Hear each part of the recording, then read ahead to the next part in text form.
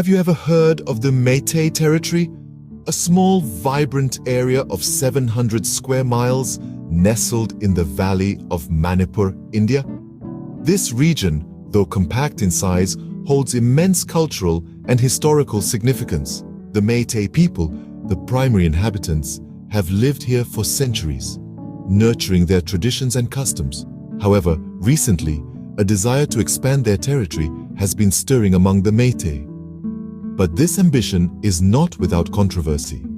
There are accusations labeling the Kuki people, another ethnic group living in the region, as illegal immigrants and refugees.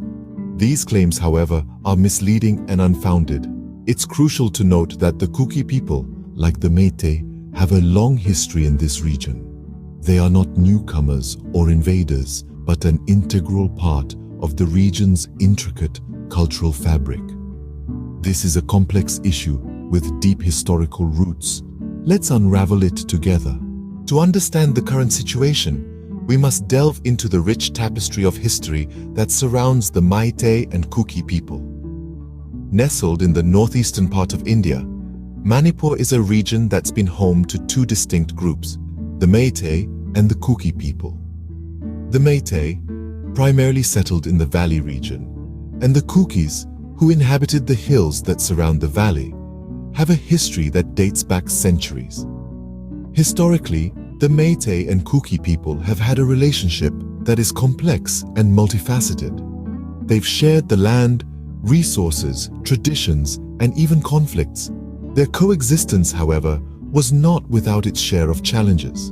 The two groups, despite their geographical proximity, have always maintained their unique cultural and ethnic identities.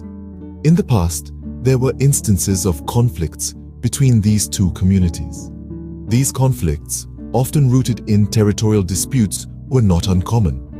But it is also important to remember that these were interspersed with long periods of peaceful coexistence and mutual respect. The Meitei and Kuki people have lived side by side for centuries, sharing the same landscape and at times the same challenges. In times of peace, the two groups have displayed a remarkable ability to coexist and collaborate. They've worked together in agriculture, trade, and cultural exchanges. These instances of collaboration and mutual respect provide a different perspective to their relationship, one that is often overlooked in the narratives of conflict. In the grand scheme of history, the Meitei and Kuki people have shown resilience and the ability to adapt. Their history is a testament to their perseverance and their commitment to their land and their respective cultures.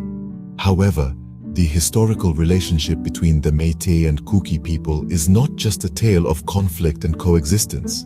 It's also a story of resilience, adaptation, and mutual respect. It's a story that's shaped by the land they inhabit, the challenges they faced, and the aspirations they hold. With this historical context, the current situation begins to take a new light. The Meitei community is looking to expand their land, but why is this causing such a stir? This question has been echoing in the minds of many. To understand this, we need to delve into the motivations behind the Meitei's desire to expand.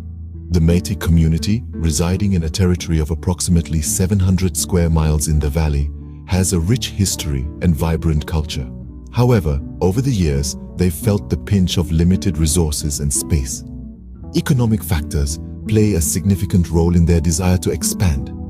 The valley, though fertile, is not sufficient to cater to growing needs.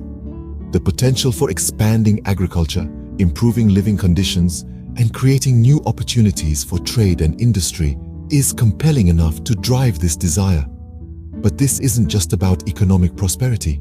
Culture is a powerful driver too. The Meiteis have a distinct cultural identity, one they are proud of and wish to preserve. Expansion offers the chance to establish cultural institutions, promote their language, traditions, and customs, and ensure their cultural heritage thrives. Then there's the political angle.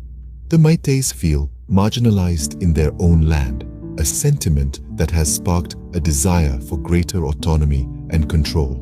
They believe that expanding their territory would give them more political leverage, allowing them to better protect their interests. However, this desire for expansion has caused tension with the Kuki community.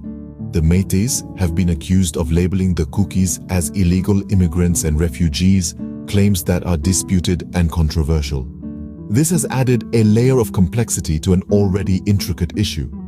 The Meitei's quest for expansion is a reflection of their struggle for survival, their attempt to secure a future where their culture, identity, and livelihood are not just preserved, but flourish. It's more than just a land issue. It's about their very existence and the legacy they wish to leave behind. The expansion is not just about land, it's about identity, culture, and survival. So as we delve deeper into this issue, let's remember the human element at the heart of it all. The Kuki people are in the crosshairs of this expansion, but are they really illegal immigrants as some claim? This is a question that has sparked countless debates and controversies. The Kuki people, a community with a rich history and cultural heritage, are now facing allegations of being illegal immigrants or refugees in their own homeland. These allegations are not only baseless, but also serve to undermine the long-standing presence of the Kuki people in the region. The Kukis have inhabited this territory for centuries, long before the concept of borders or nation-states even existed. Historical records and anthropological studies point towards a time when the Kukis lived harmoniously with the Meitei and other indigenous communities, sharing resources and participating in cultural exchanges. The Kuki people's claim to the land is not a recent development or a product of opportunistic immigration. Instead, it's rooted in their ancestral heritage, and their connection to the land is intrinsic to their identity. They have not arrived from a foreign land seeking refuge or better opportunities. They have been here, on this land, cultivating it, nurturing it, and calling it home. So why are they being labeled as illegal or refugees? The answer lies in the politics of land and identity. As the Meitei community seeks to expand their territory, the narrative of the Kuki as outsiders provides a convenient excuse to justify the expansion. This narrative, however, is far from the truth and doesn't hold up against historical evidence. Let's remember that history is not just a series of events, but a complex tapestry of human experiences, interactions, and migrations. It's not always black and white, and the case of the Kukis is a testament to this complexity. The Kuki people, far from being outsiders, have a long-standing presence in this territory.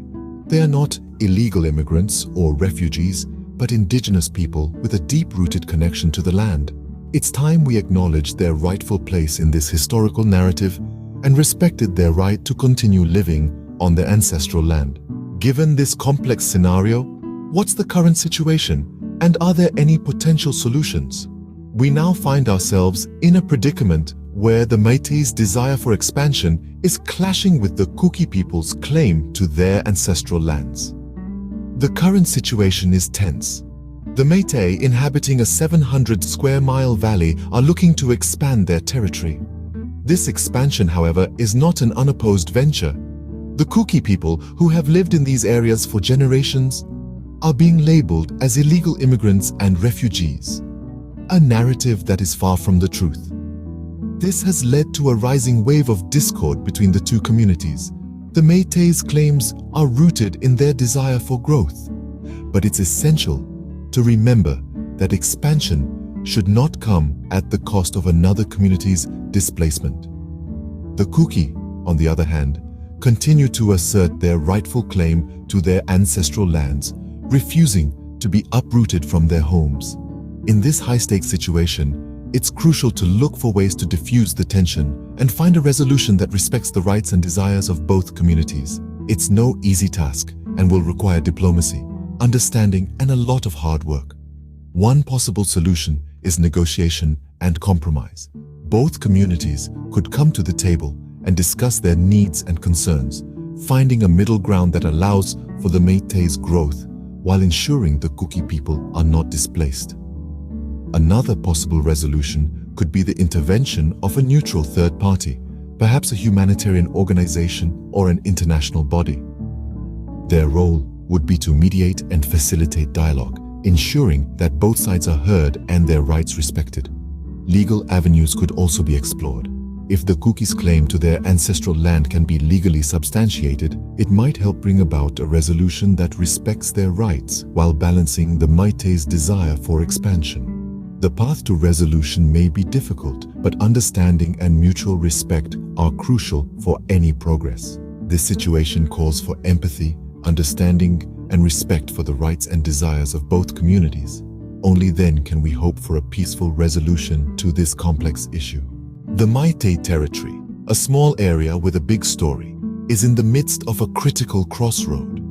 We've journeyed through the historical background of the Meitei and Kuki peoples, understanding the roots of the Meitei's desire to expand their territory.